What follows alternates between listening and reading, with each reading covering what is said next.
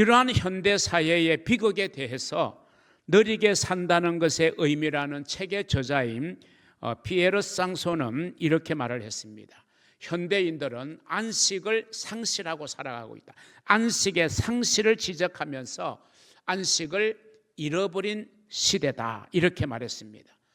결국 우리가 주님께서 내가 너희를 쉬게 하리라, 하나님께서도 너희는 이래 날에 되는 날에는 안식하라, 우리에게 안식을 명하셨고 참된 쉼과 휴식을 우리에게 주심하고 약속하셨지만, 현대를 살아가는 수많은 사람들은 그런 안식, 쉼을 잃어버린 채 살아가고 있다라고 하는 것입니다. 우리가 삶을 살다 보면 이 쉼이라고 하는 것, 휴식이라고 하는 것, 안식이라고 하는 것은 우리에게 꼭 필요한 것이죠. 하나님께서도 이 세상을 여세 동안 창조하시고 일곱째 날에 안식하셨다라고 성경은 말하고 있습니다. 오늘 본문에서 예수님께서는 이런 짐을 지고 있는 우리 인생들을 초청하시면서 주님이 주시는 진짜 선물 중에 하나인 안식을 우리에게 약속해 주셨습니다. 오늘 바로 이 주님의 초청을 세 등분 나누어서 함께 말씀을 생각하면서 주님이 주시는 안식의 복을 받아 누리는 저와 여러분이 될 수 있기를 바랍니다. 첫째는요, 수고하고 무거운 짐진 자들아. 주님께서 그렇게 말씀하세요. 수고하고 무거운 짐진 자들. 주님이 초청하시고 주님이 관심 가지고 주님이 애처로운 마음으로 지켜보고 있는 대상은 누구냐? 수고하고 무거운 짐을 지고 가는 사람. 여러분, 과연 이 수고하고 무거운 짐진 자에 해당되지 않을 사람이 있을까요? 한번 들어보시기를 바랍니다. 예수님께서는 우리에게 두 손을 활짝 내밀어 수고하고 무거운 짐진 자들아 다 내게로 오라, 이렇게 말씀하셨잖아요. 자, 그러면 우리가 지고 있는 수고하고 무거운 짐에는 어떤 짐이 있을까? 어떤 사람은요, 아주 무거운 육체적인 짐을 지고 있는 사람이 있을 겁니다.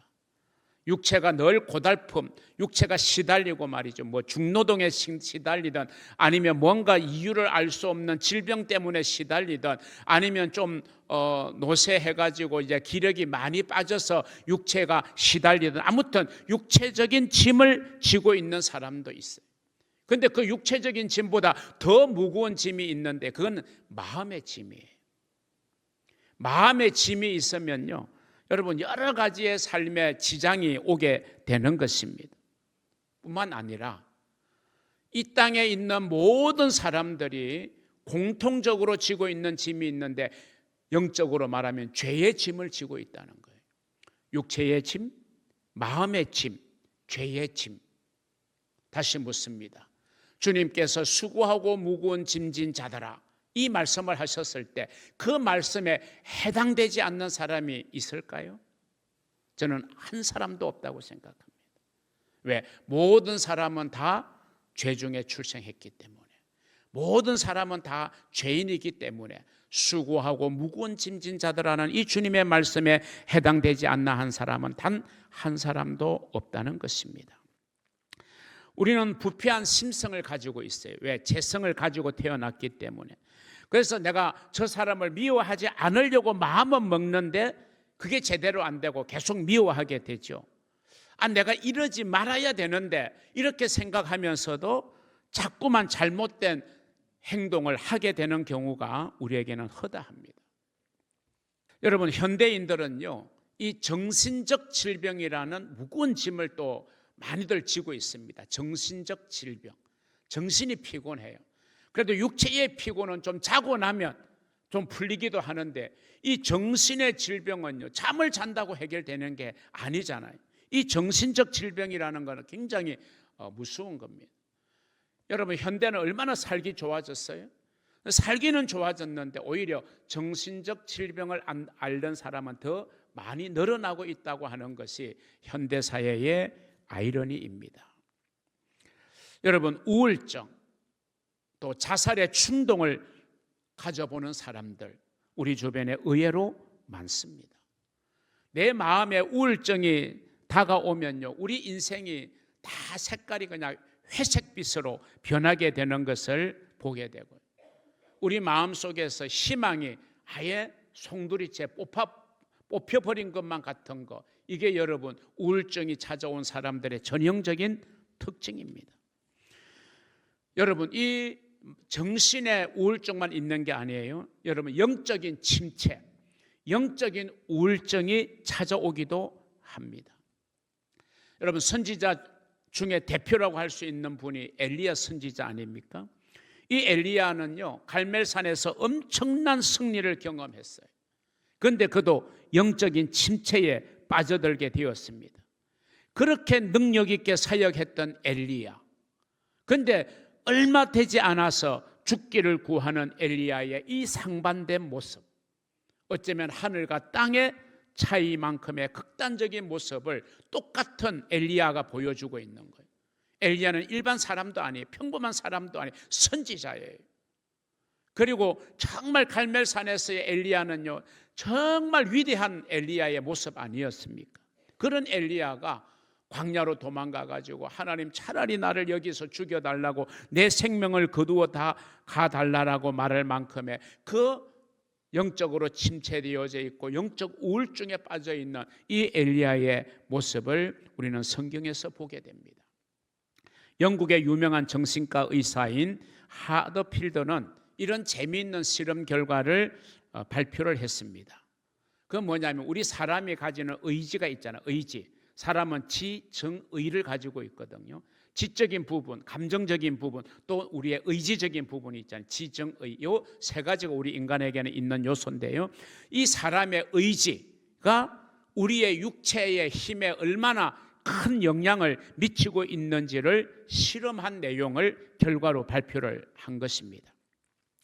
일반 남자를 대상으로 손을 꽉 쥐면서 이 눈금이 나타나는 이 악력기가 있어요. 악력을 측정하는, 손으로 꽉 쥐어서 그 힘이 얼마가 나오느냐를 재어보는 것을 이제 우리는 악력기라고 그러는데, 그 손으로 쥐는 힘인 악력을 측정해서 분석을 했어요. 보통의 상태에서 평균 악력이 약 45kg에 달했다고 그럽니다. 그렇게 이제 처음에 측정한 다음에 의사가 그들에게 아주 심한 부정적인 말을 했어요. 당신들은 내가 볼 때 약골이다. 당신의 근육을 보니까 힘을 못 쓰게 되어 있다. 당신의 몸의 상태는 영양소가 굉장히 불균형이 심하고 몸이 심각한 상태다.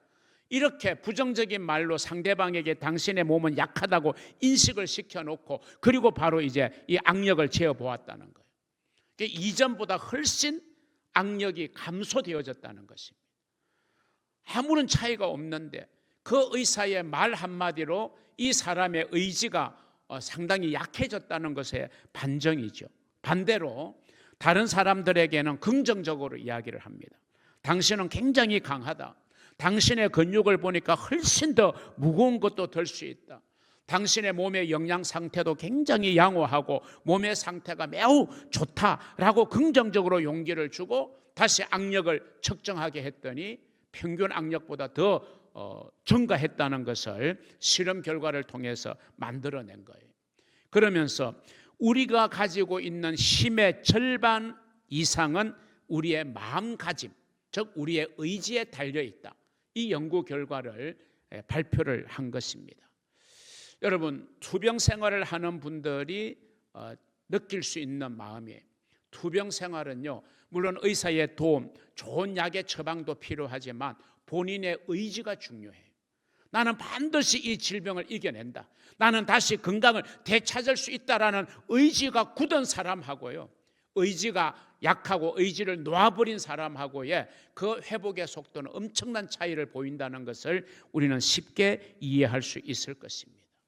더더군다나 저와 여러분은 믿음을 가지고 사는 믿음의 사람들이에요.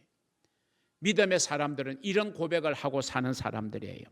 마가복음 9장 23절, 예수께서 이르시되 할 수 있거든이 무슨 말이냐, 믿는 자에게는 능히 하지 못할 일이 없느니라. 아멘. 한번 같이 읽어보십시다.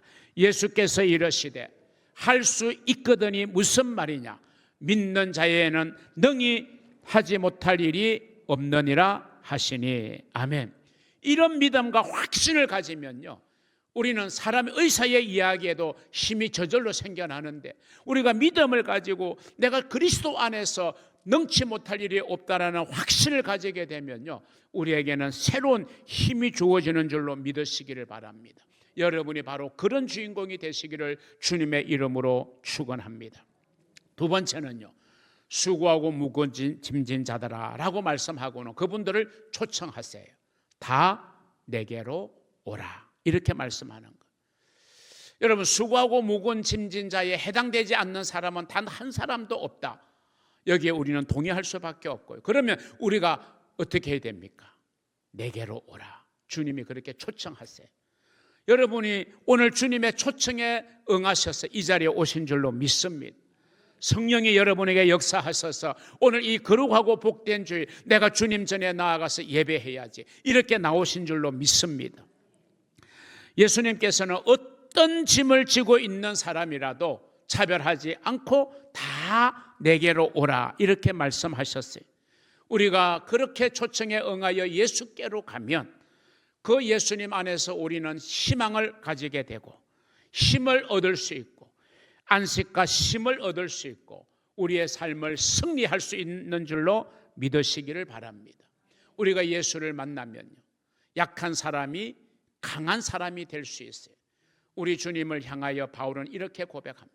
하나님은 약한 자를 들어 강한 자를 부끄럽게 하시고 우둔한 자를 들어 지혜 있는 자를 부끄럽게 하시는 하나님이라고 말씀하고 있습니다. 하나님은 우리에게 힘을 주시는 분이에요. 종이 한 장으로 있으면 약합니다. 손가락 하나라도 뚫을 수 있는 거예요. 그런데 그 종이를 콘크리트 벽에 딱 부착해 놓으면요, 내가 아무리 손가락으로 찔러도 내 손가락이 아플 뿐이지 종이는 손상되지 않아요. 그렇습니다. 우리가 예수 안에 있으면 되는 거예요. 그러면 우리를 초청하시는 다 내게로 오라 하시는 그 예수님은 어떤 분으로 성경은 말씀하고 있습니까? 먼저 예수는요, 광풍을 피할 수 있는 곳입니다. 광풍. 사도 바울 일행이 탄 배가 항해하는 중에 큰 광풍을 만났어요. 우리가 태풍에다가 이름을 붙이잖아. 1호 태풍, 2호 태풍, 태풍에다가 이름을 붙이는데 주로 이제 여성의 이름을 붙이는 전례가 있어요. 좀 그 태풍의 기세가 좀 부드러워지고 약해지라는 그런 이제 의미로 아마 여성의 이름을 붙인다고 그래요. 이 유라굴로라고 이제 칭해졌어요. 이 광풍이 유라굴로라고 칭해진 이 큰 광풍을 만났는데 예수님께서 그 풍랑의 광풍의 위기 속에서 사도 바울에게 희망의 메시지를 던져주는 것입니다. 그 희망의 메시지는 뭡니까? 너희 배는 손상되겠지만 그 배에 타고 있는 사람의 생명에는 한 사람의 생명도 손상이 없을 것이다. 여러분, 광풍을 만났을 때 우리가 피할 수 있는 곳은 바로 예수 그리스도인 줄로 믿으시기를 바랍니다. 여러분, 이 눈에 보이는 자연 현상의 광풍만이 아니라 우리의 삶의 현장에는 크고 작은 광풍이 불어오지 않습니까? 그 광풍 앞에서 우리는 휘청휘청거립니다. 우리는 마음이 무너져 내리는 것 같고요, 삶의 의욕이 꺾이는 것 같습니다. 그런데 여러분, 그런 삶의 광풍, 시련의 광풍을 만날 때 우리는 예수님께로 가야 됩니다. 왜? 예수님은 광풍을 피할 수 있는 곳이에요. 잠언 1장 27절은 이렇게 말씀합니다. 너희의 두려움이 광풍같이 임하겠고. 여러분이 두려움에 휩싸여 계십니까? 그 두려움을 해결해 주실 주님께로 나오시기를 바랍니다. 너희의 재앙이 폭풍같이 이르겠고. 여러분이 지금 어려운 일을 만났습니까? 재앙을 만났습니까? 폭풍을 피할 수 있는 곳 예수님께로 오시기를 바랍니다. 너희에게 근심과 슬픔이 임하리니. 우리의 인생에는 끊임없이 슬픔과 근심의 일들이 일어나게 되어 있습니다. 그럴 때 우리가 가야 할 곳, 여러분, 세상이 아니고 세상에 기대는 것이 아니라 주님께로 나아가면 우리가 무슨 짐을 지고 있든지 간에 다 내게로 오라고 하시는 그 주님께서 우리를 외면하지 아니하실 줄로 믿으시기를 바랍니다. 우리는 예수님께로 나아가야 됩니다. 그럴 때 우리는 살 길이 열리게 됩니다. 왜냐하면 시편 46편 1절은 이렇게 고백합니다. 우리 같이 고백합니다. 하나님은 우리의 피난처시요 힘이시니 환난 중에 만날 큰 도움이시라. 여기에 우리라는 대신에 나의, 이렇게 한번 해봅니다. 시작. 하나님은 나의 피난처시요 힘이시니 환난 중에 만날 큰 도움이시라. 아멘. 우리가 이 말씀을 믿는다면 당연히 우리는 어떤 광풍을 만날지라도, 어떤 수고하고 무거운 짐을 지고 있을지라도 예수님께로 나아가야 할 줄로 믿으시기를 주님의 이름으로 축복합니다. 두 번째, 예수님은요 마른 땅에 빗물을 내리시는 분으로 성경은 묘사하고 있습니다. 여러분, 마른 땅, 물기가 완전히 메말라서 그래서 땅이 갈라져요. 그런 마른 땅에는요 생명이 약동할 수가 없습니다. 그런데 마른 땅에 샘물이 흐르기 시작하면요 죽은 것만 같았던 모든 식물들이 살아납니다. 생명체가 살아납니다. 여러분, 마찬가지로 우리의 마음의 상태가, 우리의 마음밭이, 우리의 삶의 터전이 정말 마른 땅과 같이 폭폭할 때가 있지 않습니까? 답답할 때가 있지 않습니까? 힘들 느낌을 가질 때가 우리에게는 얼마나 많이 있습니까? 그런 우리의 마음과 삶의 터전이 정말 사막같이 황량하다 할지라도 여러분, 우리가 예수님께로 나아가면 예수님은 광야에 강을 내시고 물을 흐르게 하시는 주님이시라고 이사야 선지자는 분명하게 말씀하고 있습니다. 여러분의 삶의 광야에 주님이 샘물을 흐르게 하실 것입니다. 에스겔이 보았던 환상처럼 성전 문지방에서 흘러내리는 생수의 강이 여러분의 발목을, 여러분의 무릎을, 여러분의 허리를, 여러분의 온몸을 적실 것입니다. 여러분의 삶의 메마른 현장을 여러분이 촉촉하게 우리 주님이 적셔 주실 줄로 믿으시기를 바랍니다.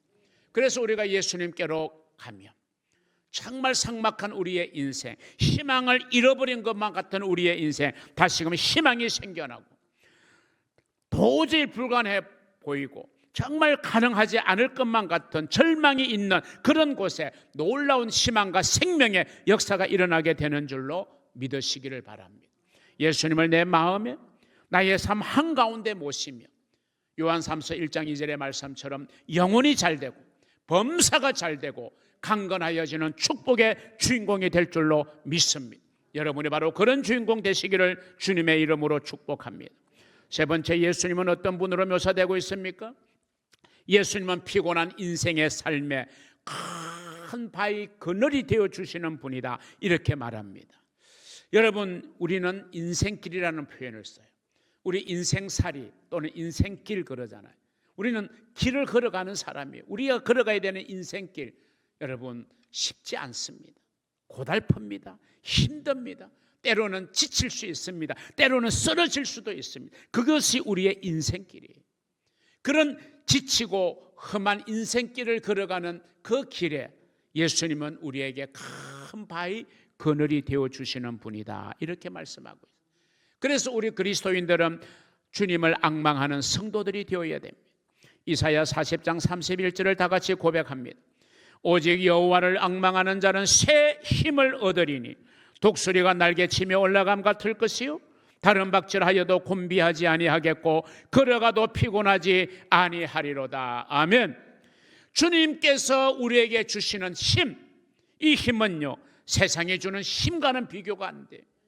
밥이나 보약이 먹고 얻는 힘과는 비교할 수 없는 놀라운 힘인 줄로 믿으시기를 바랍니다. 아무리 우리의 삶이 우리를 피곤하게 하고 지치게 하고 쓰러지게 할지라도 주님이 주시는 힘을 받는 자는 여러분 일어날 수 있고 승리의 길을 걸어갈 수 있는 복된 인생이 될 줄로 믿고 그런 여러분이 되시기를 주님의 이름으로 축복합니다. 마지막 세 번째는요, 내가 너희를 쉬게 하리라. 수고하고 무거운 짐진 자들아 다 내게로 오라. 내가 너희를 쉬게 하리라.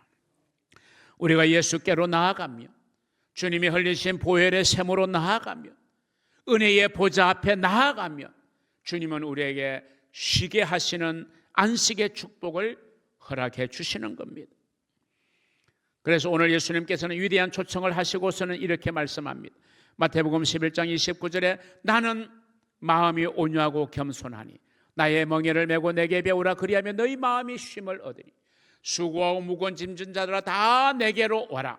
그러면 내가 너희를 쉬게 할 건데 너희 마음이 진짜 쉼을 얻으려면 나처럼 마음이 온유하고 겸손하니 너희도 그렇게 나의 멍에를 메고 나의 온유함과 나의 겸손함을 배우라는 것입니다. 우리가 예수께로 간다는 것은 그냥 막연하게 가는 게 아니라 우리가 예수님을 통해서 예수님의 말씀, 예수님이 하신 일을 통해서 예수님이 보여주신 삶의 모습을 통해서 예수님의 온유함과 겸손함을 우리가 배우기를 힘쓸 때 그 과정을 통해서 우리 주님은 참된 쉼을 우리에게 허락해 주시는 줄로 믿으시기를 바랍니다.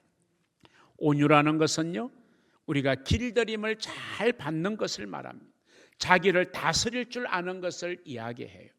사나운 맹수가 조련사를 통해서 잘 길들여지는 것처럼, 또 요즘 TV에 가끔 보면 개와 늑대의 시간인가, 요즘은 뭐 애견을 많이 키우시니까 애견이 늑대로 돌변해가지고 막 사람을 물기도 하고 아주 싸나워진 그런 개를 이제 그 훈련사 그 훈련사가 이걸 보면서 이제 솔루션을 해주는 거잖아요. 해결을 해주는 거잖아요. 그래서 개와 늑대, 정말 개가 늑대가 되는데 이걸 잘 다스리면 다시금 그 개가 가지고 있는 본성으로 잘 회복이 되어져서 그 애견인들의 마음에 이제 흡족하게 하고 기쁨을 주는 거잖아요. 여러분, 그게 바로 뭐냐면 온유해지는 거잖아요. 개가 온유해지면요, 다스려지게 되면, 길들여지게 되면요, 아주 온순하게 되어지는 것이거든요. 여러분, 우리가 싸납고 또 막 우리가 말도 감정도 행동도 아주 사납게 하게 되면요, 나도 마음이 편하지 않지만 상대방이 얼마나 불편하겠어요. 그럴 때 우리를 잘 길들여지는 거예요. 나의 감정, 나의 혈기, 나의 언어, 나의 입술을 잘 길들여지고 다스릴 줄 알아야 되는 거예요. 우리가 예수 믿으면서 이걸 배워야 되는 거예요.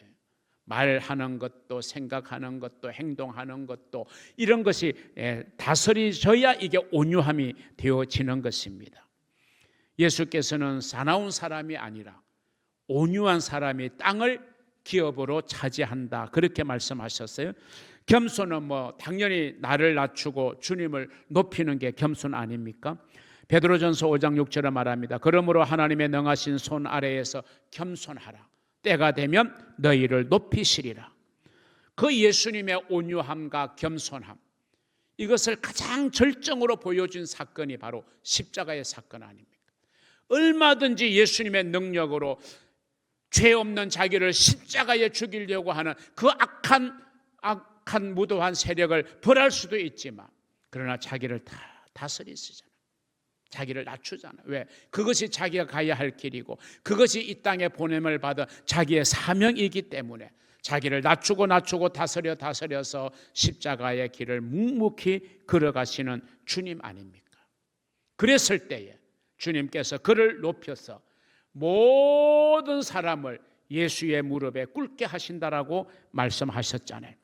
온유함과 겸손함의 삶의 모습으로 주님이 주시는 참된 안식의 복을 받아 누리는 저와 여러분이 꼭 될 수 있기를 주님의 이름으로 축복합니다. 사랑하는 성도 여러분, 오늘 예수님께서 우리에게 주신 가장 위대하고 최고의 초청장, 여러분, 이 본문의 말씀입니다. 가장 귀한 초청장이에요. 수고하고 무거운 짐진 자들아 다 내게로 오라. 내가 너희를 쉬게 하리라. 그 초청에 응하는 자에게 안식의 놀라운 축복을 주님은 허락하셨고, 우리가 알 수 없는, 세상이 줄 수 없는 새 힘을 우리에게 주신다고 약속하셨으니 그 초청과 그 약속의 축복을 받으시는 축복의 주인공이 바로 여러분이 되시기를 우리 주님의 이름으로 축복합니다.